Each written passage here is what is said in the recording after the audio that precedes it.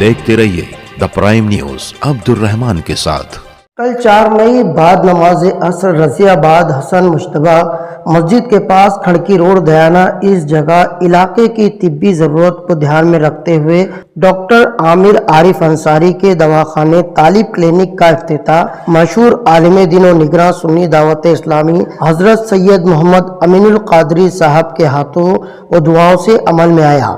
جس میں شہر کے و علاقے کے سرکردہ افراد کے علاوہ مقامی لوگوں کی بھی کثیر تعداد دیکھنے کو ملی۔ اس موقع پر سید امین القادری صاحب نے انصاری، عارف، محمد اسماعیل و طالب برادران کو دلی مبارکباد پیش کی، ساتھ ہی ساتھ قابل و باصلاحیت ڈاکٹر عامر عارف انصاری کو نیک خواہشات پیش کرتے ہوئے ان کے روشن مستقبل کے لیے دعاؤں سے نوازا۔ آپ کو بتا دیتے ہیں ڈاکٹر عامر عارف انصاری نے پونا سے BAMS کے ساتھ ساتھ مشہور سمبائسس انٹرنیشنل یونیورسٹی سے PGDEMS کی ڈگری حاصل کرنے کے ساتھ ساتھ ممبئی کے مشہور کالج سے بھی ڈگری حاصل کی ہے۔ علاج کی بات کی جائے تو ڈاکٹر عامر عارف انصاری شکر، تھائرائیڈ، ٹائفائیڈ، نیمونیا، دمہ، بلڈ پریشر، ملیریا، بدن درد، جوڑوں کے درد، پیٹ سے جڑے امراض، ڈینگو، عام کمزوری کے علاوہ جلد کی تمام بیماریوں، بچوں کی تمام بیماریوں کے ساتھ ساتھ مائیگرین، ڈپریشن، کوزیل پرابلم،